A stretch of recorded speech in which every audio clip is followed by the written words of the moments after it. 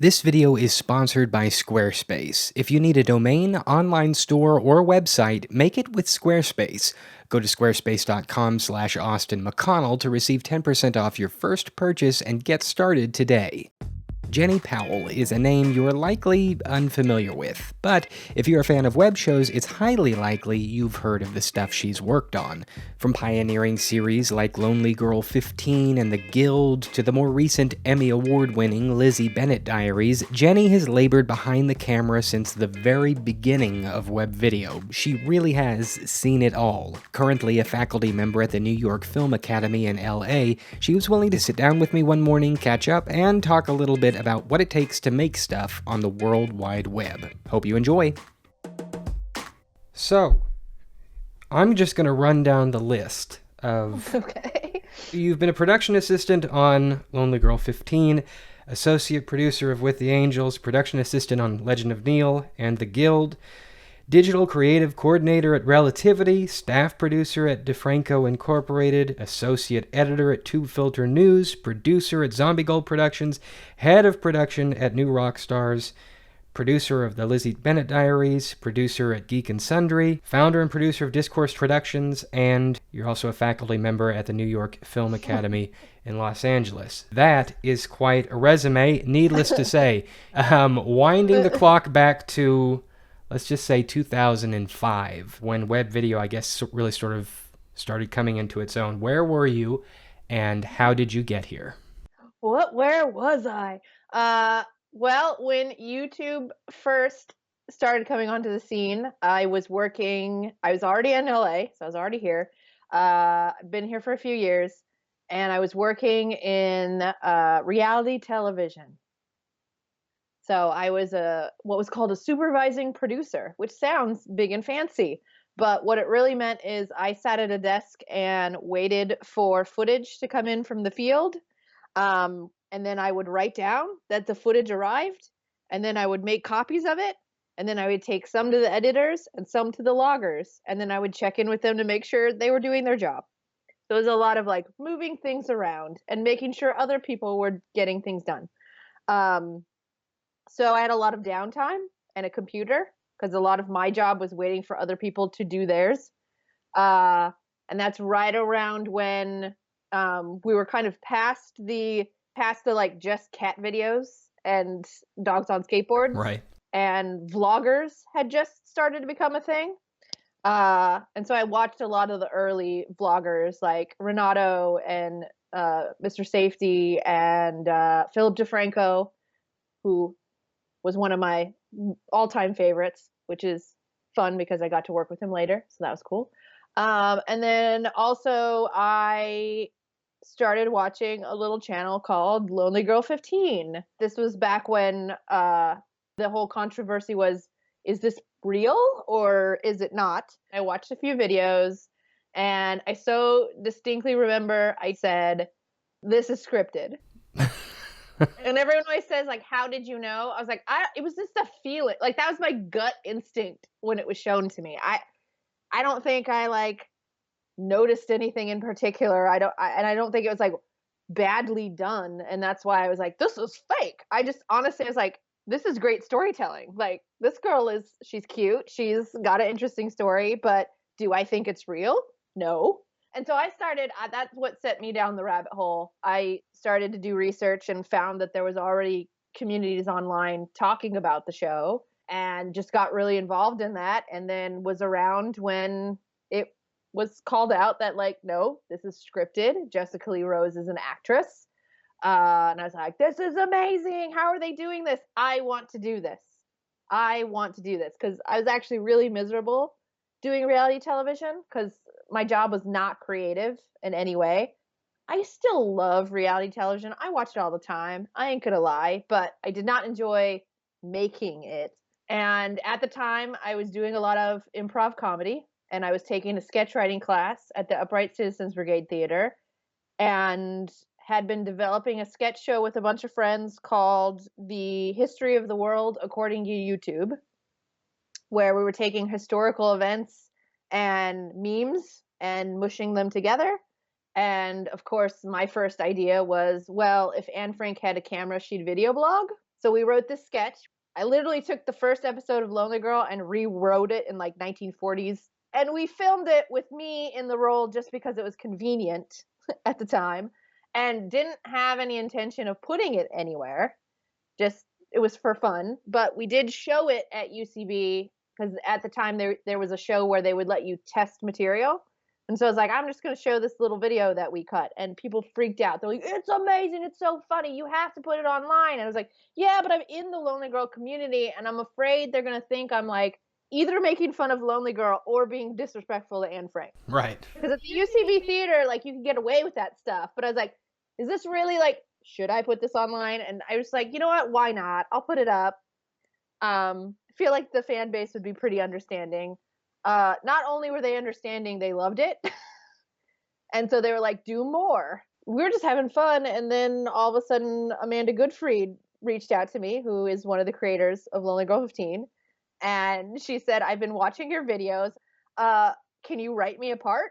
And I was like, wait, you want to be in my fan show? And she's like, yes, I want to be in your fan show. She came and shot like a 5-episode arc. I wrote her an arc in the show. And a few weeks after that, she said, I was really impressed by your work ethic and like I had this in my mind for a while because I knew you were local and you seem to like know what you're doing and you have a background in production. And would you like to come work for us? And I said, yeah, I do. And she was like, well, I know you're like a supervising producer right now. You're probably making pretty good money. I can only pay you as a production assistant. And I said, I don't care.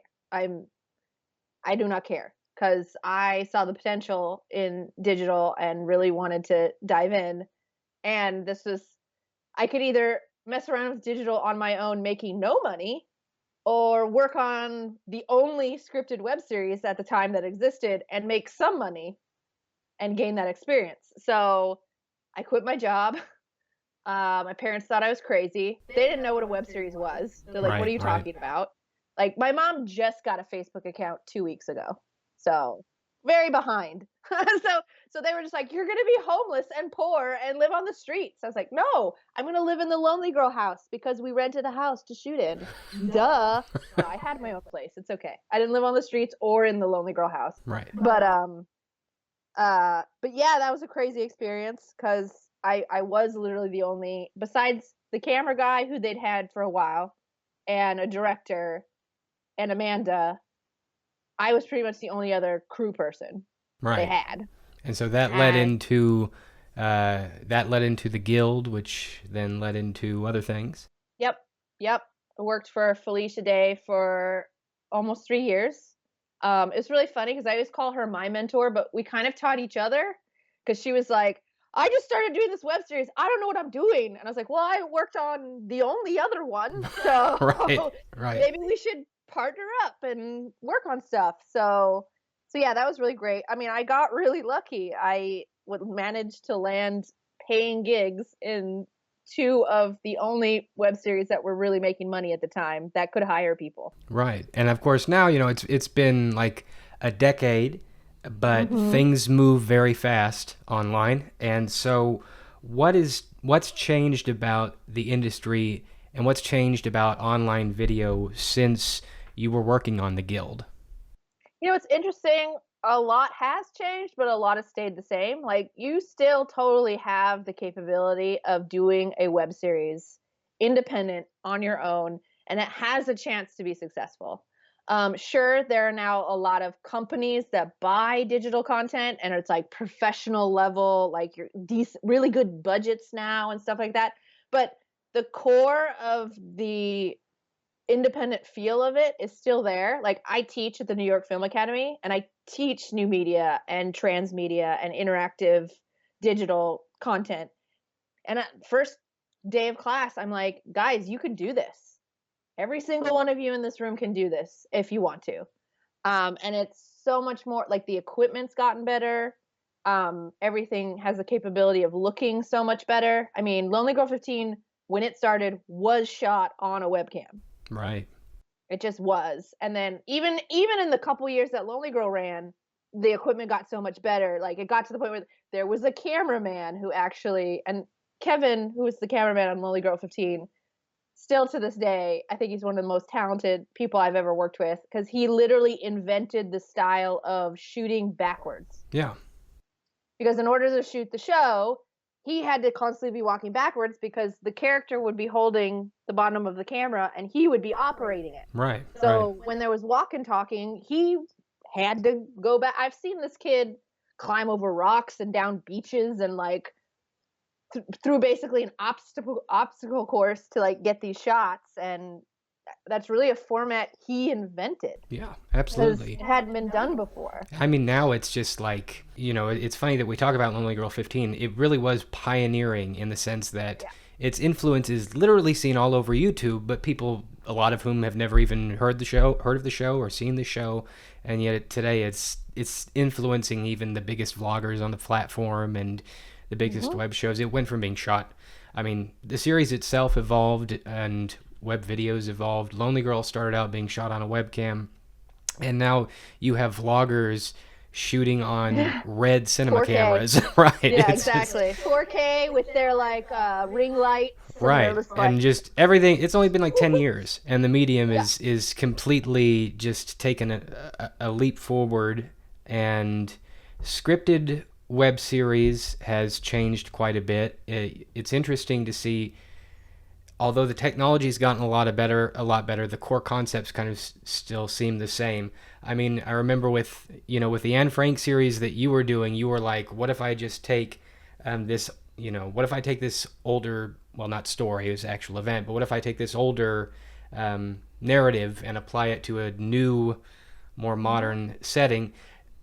Basically the same concept behind Lizzie Bennet Diaries and the other things. And of course that was wildly successful. What was your experience working on that web series? I had gotten to know Hank and John Green, who are the Vlog brothers. I actually had known them from the Lonely Girl community way back in the day, because again, everything stems from Lonely Girl. Right. But at the time I was helping them with VidCon, the online video conference.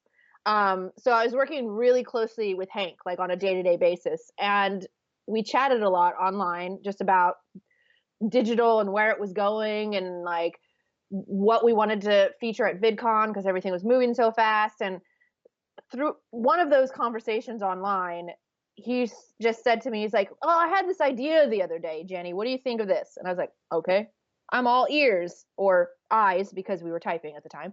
And he said, what if we took a novel and adapted it to YouTube in the vlog format? And I immediately went, okay, we're doing it now. What book do you want to do? We have to do this. No one's thought of this yet. We have to do it before anyone else. I was like, in all caps, like, we got to do this. No one's done it. It's a genius idea. What book do you want to do? I was so excited, so excited. And he goes, or he types, The Diary of Anne Frank. And I was like, whoa. You're like, been there, done that. Yeah, and I was like, and well, that's what he said. He's like, this is why I wanted to pitch it to you, Jenny, because like you understand and you love Anne Frank and you've done it already. I was like, I did a parody show of Lonely Girl 15, and it was a comedy. It was not a straight adaptation.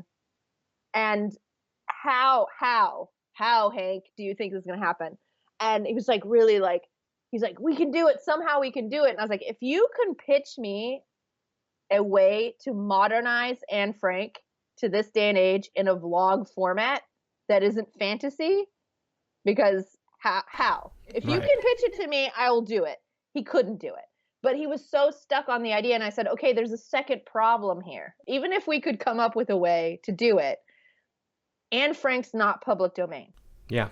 The only reason I got away with it because it was parody, so that fell under fair use. Right. A straight adaptation of The Diary of Anne Frank, you have to go through the Anne Frank Foundation and get permission. And they ain't gonna do that. I was like, they're gonna say no. And he still was so consumed with this idea, because when Hank gets an idea, he does not want to let it go. It's one of the things I love about him, and one of the things like drives me nuts, because it was like, time is ticking here. Right. Someone else can do this. Someone else will do this while we're working on the idea. Right.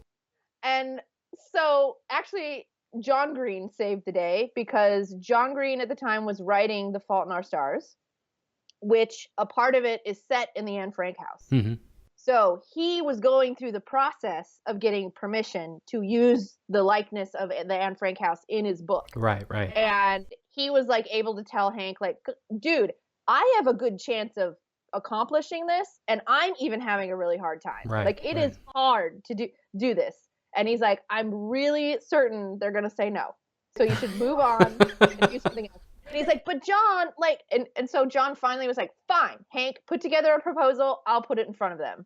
If this is the only way to get you to move Right. on. And so he got the proposal to the Anne Frank Foundation, and the Anne Frank Foundation said no. Right. I just imagine Hank handing John the proposal and John saying, all right, I'll give it to him, and then turning right around and tossing it directly into the trash. Who knows? Oh, they said no, bro. Sorry. I don't know the circumstances. All I know is we tried our hardest, and finally Hank was like, all right, well, we can't do Anne Frank yet. And I was like, what do you mean by yet? And he's like, well, this is what we're gonna do. We're gonna pick a different book, and we'll do that first as a proof of concept. Then we'll go back to the. I was like, fine, I don't care. Sure, just get him going on the right track. Come on. And then we spent probably a good week just throwing things back and forth of like Shakespeare or blah blah blah. Peter Pan was actually one of the ones I pitched, which is funny because I ended up doing it later. Right, right. But his wife Catherine, I guess one day they were talking, and she said, "Well, what about Pride and Prejudice? It's my favorite book." And he came to me and he's like, "Catherine said Pride and Prejudice," and I was like, "Oh, that could work. Yeah. We both reread it. And we were like, yeah, this could work. And then we were like, okay, we need a writer. Because I probably could have taken that on, but like I was like, at that time I was really into producing. Yeah, it's just too many hats. I wear a lot of hats, but I was like, for this, I was like, let's get a writer. Right. So that I can focus on the production side of it. Because I was going to have to do a lot of the heavy lifting because he knew he wanted me to shoot it in LA. Because Hank doesn't live in LA. Right. And so I started looking at casting because I was like, if we're going to do this, like, we need to find someone amazing for Lizzie Bennet. And Hank's like, well, why don't we just get Justine? And I was like, here we go again. I was like, oh no. And it's not that Justine isn't a lovely person, but I was like, Hank, let's find a relatively unknown actress and build her up, kind of like what they did with Lonely Girl. Right, right. And he was like, all right, well, you run some casting sessions, and if I see someone I like, we'll do that. But if not, it's Justine. I was like, oh, okay, fine. Okay, great. And then independent of me, he had run into Bernie Sue at a YouTube event. He pitched it to him, and Bernie threw out some ideas of how we could do it structurally. And then once that happened, it was like, the triangle of power was formed, and then I just felt like it just like fell into place. Did some casting. We found some amazing actresses, especially Ashley Clements, who plays Lizzie Bennet. I wanted someone who's classically trained in theater because the way we were going to be shooting, this person was going to have to memorize a ton of lines and move very, very fast. Right. And I know from doing a lot of theater that is a skill that comes from being a theater actor. Right. I also hoped for someone with some good improv skills. And Ashley studied at the Old Globe Theater in San Diego, which is a Shakespearean company, which I'm familiar with because I grew up there. And she had taken a bunch of improv. And I was like, okay, so on paper, this girl is perfect. Please come in and give a good audition. And she killed it. She was great. She was basically perfect. Once we had our cast, once we and figured out where we were going to shoot it, because we're like, oh, should we get a set? Should we build a set? Should we we toyed around all these options, and then I was like, you know what works best is just like an authentic room. Like, let's shoot it in my room. Which of course opened me up to living in a hot set for 7 months. Always fun. Yeah. Because I couldn't take the set down because we needed it again. And we actually ended up turning my room into 2 different Lizzie Bennet sets. So one side of the room was Lizzie Bennet's bedroom, and the other side was Netherfield, which all we did was paint 2 walls purple and redress it. Right. So I was living in a hot set, half of which was purple. Right. is the life. This is the life. Absolutely. Absolutely. As long as it's within the frame, it's fine. Yep. Yeah. What was really, really cool is like once we started Lizzie Bennett, other people did glom on to the whole like, oh wow, this is a great idea. Let's modernize other books. And so literally we created what is now referred to as literary web series. Mm-hmm. So once again, we were able to kind of be a little, pioneering in the sense. pioneering Yeah. Mm-hmm. and still taking that classic vlog format. Like we weren't reinventing the wheel, but giving it that twist that it needed to just and encourage it.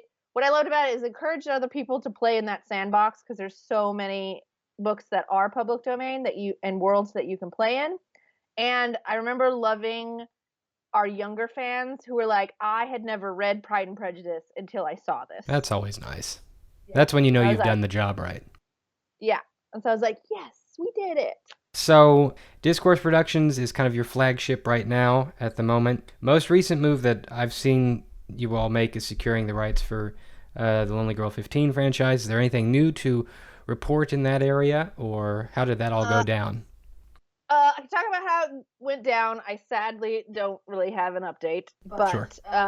So the 10-year anniversary was coming up, and I had been talking to Miles just kind of casually, and I was like, would you give me permission to do a video on the channel on the 10-year? What's funny is I'm actually logged into the Lonely Girl account right now, and like every 15 minutes, like it still gets comments. Still gets comments, still gets views. I looked at it the other day. Yeah. Like, and a lot of it is like, doesn't anyone know that this is fake? Right. Oh wow. Some things never change. Right. Or a lot of them are like, she's so pretty, I would kiss her face. But worse than that. Right. But so I'd been talking to Miles about it, and Miles was like, I'm all for it, Jenny. Like whatever you want to do. You're like probably the only one I trust with the franchise more than like myself. I contacted Jessica, who I think she's still there, but she's in Australia. So I was like, hey, if I write you a script and direct you over Skype, like could we shoot a video for the channel? And she agreed to do it, and she killed it. She sent us the footage. We edited it on our side, added in all the little puzzle clues because you can't have Lonely Girl without that. And besides Miles, Logan, and myself, and then we had an editor who was helping us. No one knew we were doing this. Yeah, it just kind of came out of the blue.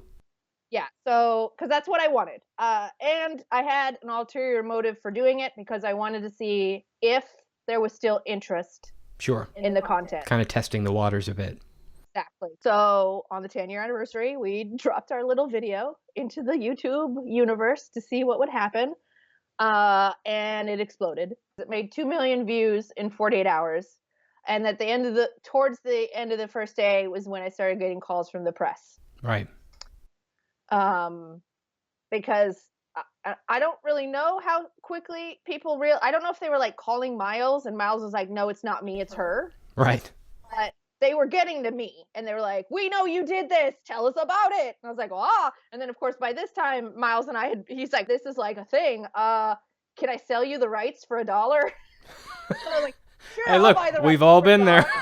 I was like, he's like, I better make this like official that like you officially like own the stuff. And he's like, I'll add you to the channel, and like here's the thing. And he's like, all I ask is that I be an EP and that you like run stuff by me. So I was like, okay, great. So that all happened. And he's like, wow, I didn't know this was gonna be such a big thing. And I was like, yeah, I didn't either, but so did you make any plans? Did you make any plans after that? Is there any plan of continuing the franchise, or is it kind of there's a how long is it? There's a 78-page Bible that we put together. Right. There is content to be had and world building that was done. And we actually did, besides that first video, we did do a mini alternate reality game involving the character of Daniel, because Yusuf was like down to do whatever. Right. And he was really instrumental in getting Catherine and Max to come play too. I will say we had talked to Jackson, and he was on board to come back as well, if we got to that point. Right. What do you do at the New York Film Academy now? I am a faculty member at the New York Film Academy. I just felt like it started out as not an accident. That's the wrong thing to say. I had been brought in to speak at a screenwriting class at NIFA. I was brought in by Margaret Dunlap, who is one of the writers on Lizzie Bennet Diaries, and she was like, "Come speak to my class," and I was like, "Great, I will come speak to your class." And it just so happens that sitting in on that class was the co-chair of the screenwriting department. And afterwards, he came up to me and he said, "You're a really great speaker. Have you ever thought about teaching?" And I was like, "Well, actually, back in my before the industry days, I actually taught middle school sex education."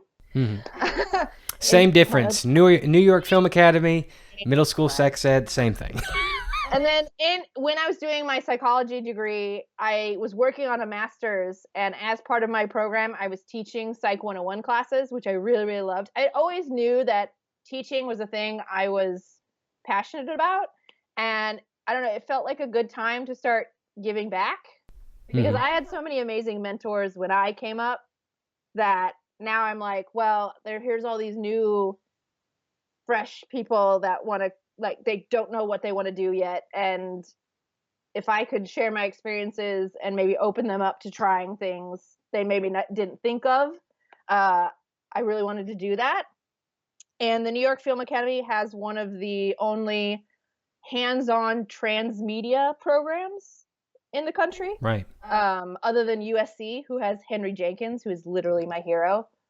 Like, he coined the term transmedia, and he really was one of the people that really inspired me to go into, like, not just doing web series, but doing like interactive web series with like world building and living on multiple platforms. And that whole concept is, in academia, we call it transmedia, but in the industry, it's referred to as franchising. Right. Which actually means to executives, dollar bills Right. and money. Cha-ching. Uh, so yeah, it's becoming much more common now in the industry that when you go into pitch, they don't want to hear a single story. They want to hear about your world. Right. Because they're looking for Harry Potters and they're looking for Marvel universes. And so if you have that world building skill in you, especially as a writer, that's big power. That's why NIFA wanted to have a transmedia track. It's not just one class, it's multiple classes, because they learn about storytelling from all different perspectives. Like, there's a comic book class and there's a video game class, and Wow. and a web series class. And it's just like, here, try all this stuff, because there's all these things as a writer that are available to you now. You don't have to just write film or TV. Sure. There's like a ton of other options. But yeah, but now it's funny. I started just teaching web series and transmedia, but I've really grown it into teaching all kinds of things at NIFA. Like, we have classes on story generation, which is just like, hey, stories can come from anywhere. You can be inspired by anything.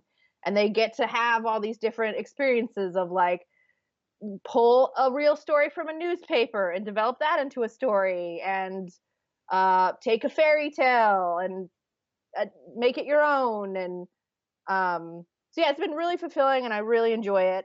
Still producing as well, which is a lot, but I make it work. Right. So you've pretty much seen everything since the beginning of web video to now. Yeah. So much has changed in a short period of time, but you've kind of been there for everything, and you've been along for the ride ever since the ride started. Where do you see the industry of web video heading in the next 10 years? I really feel like not just digital, but television and film, it's all starting to converge. Right. And when I talk about transmedia, I'm not, from an academic standpoint, I'm not saying like I really enjoy it because it's a cool thing and academically it's really neat. Like, I think that's where it's going. Right. I think, and again, and I see this in pitch meetings all the time. Like, they don't want you to come in and just be like, here's my story about a boy who, like, is having a coming of age experience, and it's just focusing on that microcosm. I think we'll still have those stories, and I think they'll exist, but so much now is like they want you to come in with a world. Right. They really do. What advice would you give to the kid with the camera who wants to do something but isn't sure how to get started? Just do it. Everyone had that moment. I mean, Nike logo. That wasn't a plug for Nike, Right, but right. but all of us as creators when we started didn't know where to start. But you just have to do it. And if the guy already has a camera, he's already like 5 steps ahead of everybody else. So turn it on, try some stuff, get some friends together, be creative. I actually get really jealous of people that they're like, but I don't have a following at all. And I was like, that's the best time because you can do whatever you want and the trolls aren't there yet. Yeah, who and will you tell can just try stuff, and if you mess up, who cares? Try something different. I mean, we talk about all the shows I have worked on, but there's also a lot of shows that are out there that I've also worked on that nobody's heard of them. They're out there, Right. but that just didn't go anywhere or didn't work out, or like there's tons of shows I've pitched that haven't gone anywhere. Like I failed too. I think one of the reasons there's this fear like I'm not going to have a perfect track record. And that keeps a lot of people from starting out. And I think that's one of those old media things where they have to realize you see these successful filmmakers, but you have to realize that there's such an entry barrier back then. Had to go through a studio, had to have things approved, had to have this collaborative process. You had to market it, and it had to go through all these different gates before it ever was shown publicly. That so much of the stuff was weeded out. A lot of failures were weeded out, but by and large also a lot of creativity was weeded out as well. And so in the age where you can make it and upload it in a day, and there is no middleman, there is no gatekeeper that's not going to let you put it out to the public, there's going to be a lot of failure involved. And you got to recognize that the failure is going to happen. You're not going to knock it out of the park each time. The best way to get started now is to just start putting content out there and experiment, and don't worry about it being successful or not. Just try it out and figure out the style and figure out what you want to do. What advice would you give to someone who has been making videos for maybe several years, and yet they have never really had a big moment or a big break? What are some of the common mistakes that you see people make that keep them from taking things to the next level? I would say if something you're doing hasn't hit in 2 years, look at what you're doing. And this is going to sound similar to this answer I gave before, but it's like, what are you trying other things? Are you just trying to beat a dead horse, and like you're using a format that just people aren't relating to? Maybe you just have to switch it up. I know Tyler Oakley, when he first started out, he struggled with his daily vlog and what he was doing for years until I'm not sure exactly what tipped him over the point, but it was probably the Illuminati. And he finally, like, what's that? I said it was probably the Illuminati. It was all that money that he was just like, I got to do something. Pay the Illuminati. That'll help, right? Right. But he just stuck at it, and he kept experimenting with different things until he hit upon what worked, and then he rose from there. And he was one that, like, people forget that he came in at a time where it was really hard to push your way to the top. Like it wasn't as saturated as it is now. Like now it's even harder. It's so saturated, yeah. Especially vloggers are so ridiculously saturated these days. He just kept at it, kept reworking his format and what he was sharing, and he eventually hit on something that, sent him to the next level, and went from there. What are you working on right now that you want to plug? Can I plug 2 things? You can plug 2 things. I'm never just doing one thing. Absolutely. Austin, you know this about me. So one, I'm working on a project called Fictional Fairs, which it's basically comedians in cars getting coffee meets Once Upon a Time. So it Solid features pitch. the main character is a ride share driver, so like a Lyft driver or an Uber driver. Right. But all the fares he picks up are classic fictional characters from plays and novels. So it's a little bit of throwback to Lizzie Bennet Diaries, only it's more of like a anthology. So every episode is going to feature different characters. And then the second project I'm working on is actually a Canadian series called Blackout. I think you've talked about Blackout before. I have. I had no idea you were involved in that. And so I was like, Jenny knows about this, or she's involved in this? Well, it's so funny because when you had plugged it, the creators emailed me and they're like, this guy Austin, he like did this great thing and whoa, and they were so happy. And I was like, oh yeah, I know Austin. And they're like, of course you do. Of course you do. So it is a mystery thriller web series, and it is actively in production now. I will be the transmedia producer on it. So there will be an alternate reality game around the series. Very nice. Yeah. It features a IT guy in a small town who starts sleepwalking. At first, he just thinks like, oh, I'm sleepwalking a little bit. But then he starts losing like days and weeks of his time. And he's like, wait, this is really weird. Right. So that's shooting, I think, mid-May with the aim of October launch. October. Okay.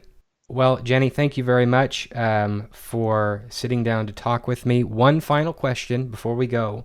In a single sentence, what do you think it takes to make stuff?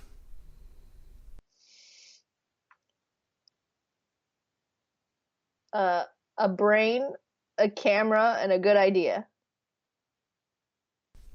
There That's it a is. sentence. Yeah. That is an acceptable answer. Alrighty. Well, Jenny, thank you very much. Best of luck in all that you're working on right now and for the future. And yeah, have a good one. Thanks.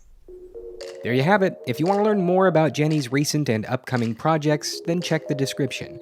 One more thank you to our sponsor for this week, Squarespace. My website is finally open. I love it. And it's probably time you got one too, right? I like their service so much, I actually partnered up with them to make an exclusive video about my experience on their YouTube channel. With your own personal web presence, you have the ability to look past metrics and optimize towards your ideals. That's one of their company's core values, actually. And if you're interested in using their service, you'll probably want to know what their company stands for. Check the video out to learn a little more. Hope you guys are doing well. I'll talk to you soon.